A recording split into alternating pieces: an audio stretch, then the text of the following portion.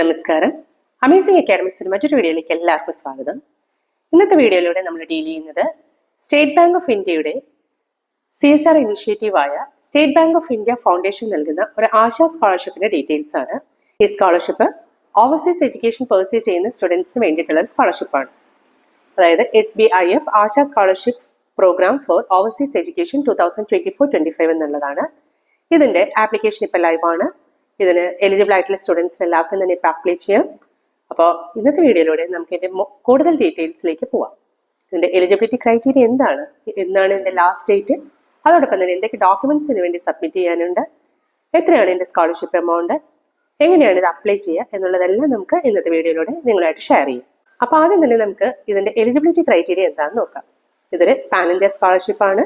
അപ്പോൾ അതിന്റെ first eligibility criteria പറയുന്നത് തന്നെ നിങ്ങളൊരു ഇന്ത്യൻ സിറ്റിസൺ ആയിരിക്കണം എന്നുള്ളതാണ്. സെക്കൻഡ് ക്രൈറ്റീരിയ, ഇത് ഇന്ത്യയിലെ SC/ST സ്റ്റുഡൻസിന് മാത്രമുള്ള ഒരു സ്കോളർഷിപ്പാണ്.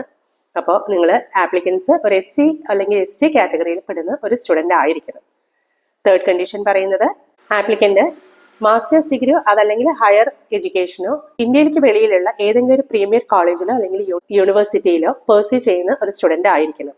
അത് ഏത് ഇയർ ഓഫ് സ്റ്റഡി ആണെങ്കിലും കുഴപ്പമില്ല, നിങ്ങൾക്ക് ഇപ്പോൾ അപ്ലൈ ചെയ്യാവുന്നതാണ്. നിങ്ങൾ ഫസ്റ്റ് ഇയറോ സെക്കൻഡ് ഇയറോ ഏത് ഇയറോ വേണമെങ്കിലും ആയിക്കോട്ടെ, നിങ്ങൾക്ക് ഇപ്പോൾ ഈ ടൈമിൽ അപ്ലൈ ചെയ്യാം.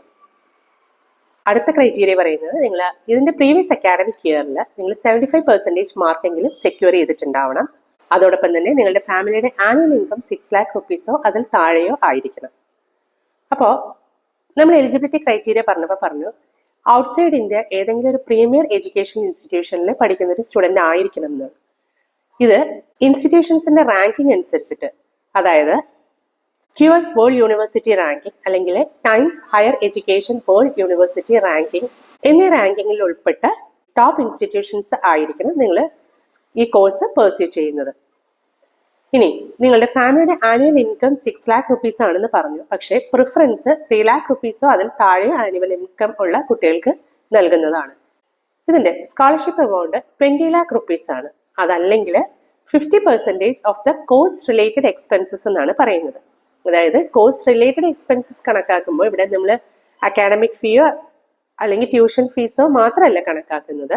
ഇവിടെ ബാക്കി എക്സ്പെൻസസും കൂടി അവർ ഇതിൽ നിങ്ങൾക്ക് ഇൻക്ലൂഡ് ചെയ്യാവുന്നതാണ്. അതായത് നിങ്ങളുടെ ബസ് ഫീ, അതേപോലെ ഹോസ്റ്റൽ ഫീ, കൺവെയൻസ്, അങ്ങനെയുള്ള എല്ലാ എക്സ്പെൻസസും കൂടി നോക്കിയിട്ട് 50% വരെ ലഭിക്കുന്നതാണ്. അതല്ലെങ്കിൽ 20 lakh rupees, which ever is less. ഇതാണ് ഇവർ തരുന്ന സ്കോളർഷിപ്പ് എമൗണ്ട്. ഇനി ഇത് അപ്ലൈ ചെയ്യാനായിട്ട് നിങ്ങൾക്ക് കുറച്ച് ഡോക്യുമെന്റ്സ് ആവശ്യമുണ്ട്. അതെന്തൊക്കെ ഡോക്യുമെന്റ്സ് ആണെന്ന് നമുക്ക് നോക്കാം.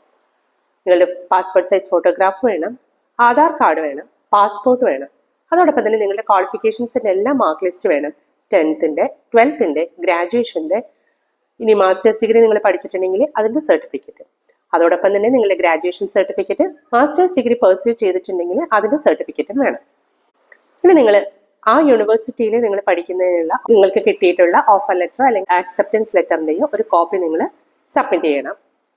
ഇതോടൊപ്പം തന്നെ നിങ്ങളുടെ ലേറ്റസ്റ്റ് ഇൻസ്റ്റിറ്റ്യൂഷനിലെ ഫീ റെസിപ്റ്റും കൂടി നിങ്ങൾ വെക്കണം. അതായത് ലേറ്റസ്റ്റ് ഫീ റെസിപ്റ്റ് ആയിരിക്കും വെക്കുന്നത്, അക്കാഡമിക് സെഷൻ 2024-25. ഇതോടൊപ്പം നിങ്ങളുടെ കോഴ്സിന്റെ ഒരു ഫീ സ്ട്രക്ചർ അവർ നിങ്ങൾ പ്രൊവൈഡ് ചെയ്തിട്ടുണ്ടാവുള്ളൂ. ആ ഫീ സ്ട്രക്ചർ വേണം. ഫാമിലിയുടെ ആനുവൽ ഇൻകം തെളിയിക്കുന്നതിനുള്ള സർട്ടിഫിക്കറ്റ് വേണം. ബാങ്ക് പാസ്ബുക്കിന്റെ കോപ്പി വേണം. നിങ്ങൾ പഠിക്കുന്ന കൺട്രി ഇന്ത്യയിൽ നിന്ന് പോകാൻ വിസ ആവശ്യമുള്ളൊരു കൺട്രി ആണെങ്കിൽ കോപ്പി ഓഫ് ദ വിസയും കൂടി നിങ്ങൾ ഇതിലൂടെ സബ്മിറ്റ് ചെയ്യണം. ഇനി വേണ്ട നിങ്ങളുടെ കാസ്റ്റ് സർട്ടിഫിക്കറ്റ് ആണ്. ഇനി നിങ്ങൾ എന്തെങ്കിലും ഡിസേബിലിറ്റി ഉള്ള സ്റ്റുഡന്റ് ആണ്, നിങ്ങൾക്ക് അതിന്റെ കൺസെഷൻ വല്ലതും ലഭിക്കുന്നുണ്ടെങ്കിൽ നിങ്ങളുടെ ഡിസബിലിറ്റി സർട്ടിഫിക്കറ്റും കൂടി ഇതിനോടൊപ്പം തന്നെ നിങ്ങൾ അറ്റാച്ച് ചെയ്യണം. ഇനി വേണ്ട നിങ്ങളുടെ സ്റ്റേറ്റ്മെന്റ് ഓഫ് പേർപ്പസ് ആണ്.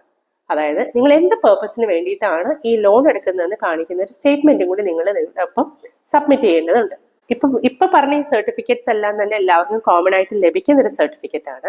പക്ഷേ ഈ സ്റ്റേറ്റ്മെന്റ് ഓഫ് പേർപ്പസ് ആണ് നിങ്ങളെ ബാക്കിയുള്ളവരിൽ നിന്ന് വ്യത്യസ്തമാക്കുന്നത്. അതായത് നിങ്ങൾ എന്ത് പേർപ്പസിന് വേണ്ടിയിട്ടാണ് ഈ ലോൺ എടുക്കുന്നത്, നിങ്ങളുടെ ഡ്രീം അച്ചീവ് ചെയ്യാനായിട്ടാണ്, നിങ്ങൾക്ക് എക്സ്പെൻസസ് മീറ്റ് ചെയ്യാൻ വയ്യാത്തതുകൊണ്ടാണ്, അല്ലെങ്കിൽ നിങ്ങൾ പഠിക്കുന്ന ഈ കോഴ്സ് ഇന്ത്യയിലില്ല, അതിനേക്കാളും മികച്ച കോഴ്സ് നിങ്ങൾക്ക് വിദേശത്ത് ലഭിക്കുന്നതാണ്, അങ്ങനെയുള്ള എന്തൊരു പേർപ്പസ് കൊണ്ടിട്ടാണോ നിങ്ങൾ ഈ എഡ്യൂക്കേഷൻ ലോണിന് അപ്ലൈ ചെയ്യാൻ ഉദ്ദേശിക്കുന്നത് അത് കാണിക്കുന്ന ഒരു സ്റ്റേറ്റ്മെന്റ് ഓഫ് പേർപ്പസും കൂടി നിങ്ങൾ ഇവിടെ കൂടെ സബ്മിറ്റ് ചെയ്യേണ്ടതാണ്.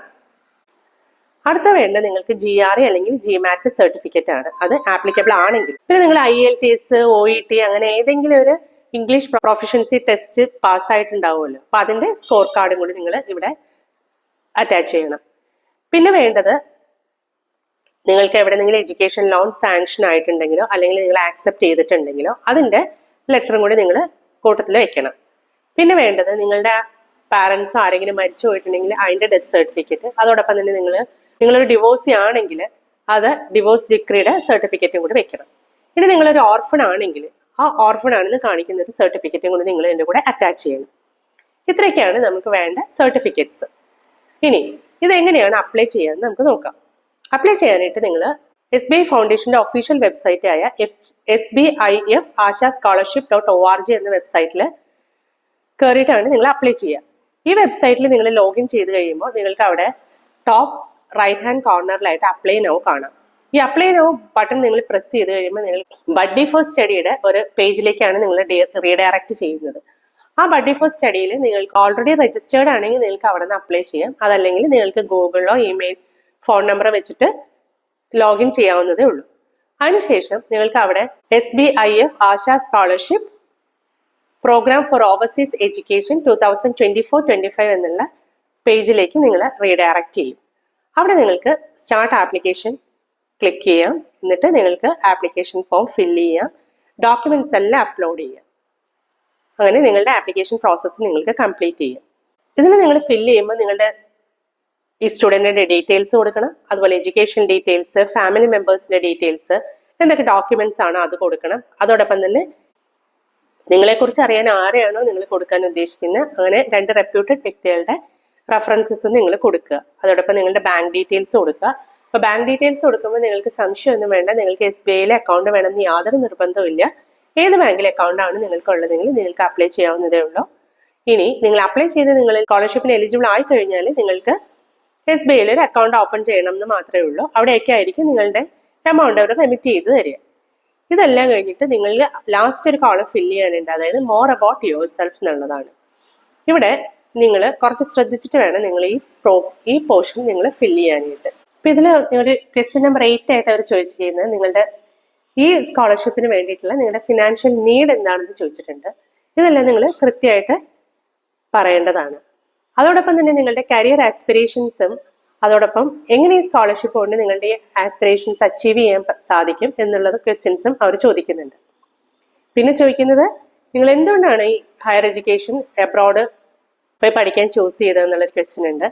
അതേപോലെ നിങ്ങൾ ഈ ഹയർ എഡ്യൂക്കേഷൻ എബ്രോഡ് കംപ്ലീറ്റ് ചെയ്ത് കഴിഞ്ഞിട്ട് നിങ്ങളുടെ ഫ്യൂച്ചർ പ്ലാൻസ് എന്താണെന്നും അതോടൊപ്പം തന്നെ നിങ്ങളുടെ ഈ എഡ്യൂക്കേഷൻ നമ്മുടെ ഇന്ത്യയുടെ ബെനിഫിറ്റിന് വേണ്ടി എങ്ങനെ കോൺട്രിബ്യൂട്ട് ചെയ്യാൻ സാധിക്കും എന്നുള്ളതിനെ കുറിച്ചിട്ടെല്ലാം ഇതിൽ ചോദിക്കുന്നുണ്ട്. അപ്പൊ ഈ ക്വസ്റ്റ്യൻസിനെല്ലാം നിങ്ങൾ നല്ല രീതിയിൽ തന്നെ ആൻസർ ചെയ്താൽ നിങ്ങൾക്ക് ഇതിൽ കിട്ടാനുള്ള ചാൻസ് മറ്റുള്ളവരെക്കാളും കൂടുതലായിരിക്കും. അപ്പോൾ നിങ്ങൾ നല്ല നല്ല വേർഡ്സിൽ നിങ്ങളുടെ എയിംസ് ആൻഡ് ആസ്പിറേഷൻസും അതോടൊപ്പം നിങ്ങളുടെ ഹോംലാൻഡിന് വേണ്ടിയിട്ട് നിങ്ങളുടെ എഡ്യൂക്കേഷൻ കൊണ്ട് നിങ്ങൾക്ക് എങ്ങനെ കോൺട്രിബ്യൂട്ട് ചെയ്യാൻ സാധിക്കും എന്നുള്ളതെല്ലാം കൂടി നിങ്ങൾ ഇതിൽ ഉൾപ്പെടുത്തി കഴിഞ്ഞാൽ നിങ്ങളെ അവർ ഷോർട്ട് ലിസ്റ്റ് ചെയ്യുന്നതായിരിക്കും. അപ്പോൾ ഇതൊക്കെയാണ് നിങ്ങൾ ഫില്ല് ചെയ്ത് കൊടുക്കേണ്ട ഡീറ്റെയിൽസ്. പിന്നെ സെലക്ഷൻ പ്രോസസ്സ് എങ്ങനെയാണെന്നുള്ളതിനെ കുറിച്ചിട്ട് നമുക്ക് നോക്കാം. നിങ്ങളുടെ അക്കാഡമിക് മെറിറ്റും അതോടൊപ്പം തന്നെ ഫിനാൻഷ്യൽ നീഡും ബേസ് ചെയ്തിട്ടാണ് ഈ സ്കോളർഷിപ്പ് അവർ നിങ്ങൾക്ക് അനുവദിക്കുന്നത്. അടുത്തത് നിങ്ങൾക്കൊരു ടെലിഫോണിക് ഇന്റർവ്യൂവും അതിനുശേഷം നിങ്ങളുടെ ഡോക്യുമെന്റ് വെരിഫിക്കേഷനും ഉണ്ടായിരിക്കും. 3 സ്റ്റെപ്പാണ് ഇതിന്റെ സെലക്ഷൻ ക്രൈറ്റീരിയ. പിന്നെ ഈ സ്കോളർഷിപ്പ് സബ്സിക്വന്റ് ഇയേഴ്സിലേക്ക് ഉണ്ടാവത്തില്ല. 1 ടൈം സ്കോളർഷിപ്പ് എമൗണ്ട് ആണിത്. പക്ഷെ ഇതിന്റെ പ്രത്യേകത എന്ന് പറഞ്ഞാൽ നിങ്ങൾ ഈ മാസ്റ്റേഴ്സ് ഡിഗ്രി അല്ലെങ്കിൽ അതിൽ എബോ ഏതെങ്കിലും കോഴ്സ് ഏത് ഇയറിൽ പഠിക്കുന്ന സ്റ്റുഡൻസിന് വേണമെങ്കിൽ അപ്ലൈ ചെയ്യാം. നിങ്ങൾ ഫസ്റ്റ് ഇയർ തന്നെ ആവണമെന്ന് നിർബന്ധമൊന്നുമില്ല.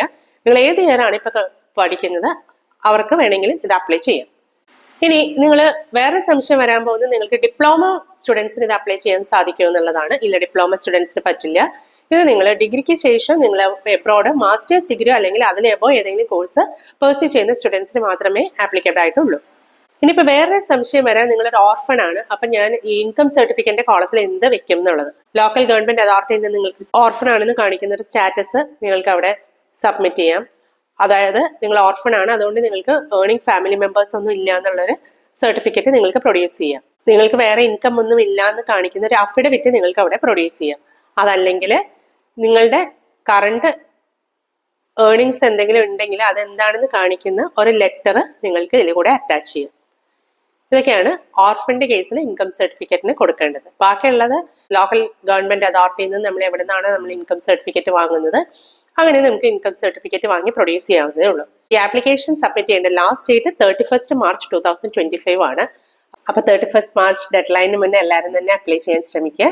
ഇത്രയുള്ള ഇന്നത്തെ വീഡിയോയിൽ നിങ്ങളായിട്ട് ഷെയർ ചെയ്യാനായിട്ട് അടുത്തൊരു വീഡിയോയിലൂടെ നമുക്ക് വീണ്ടും കണ്ടുമുട്ടാം. Until then, bye from Amazing Academies.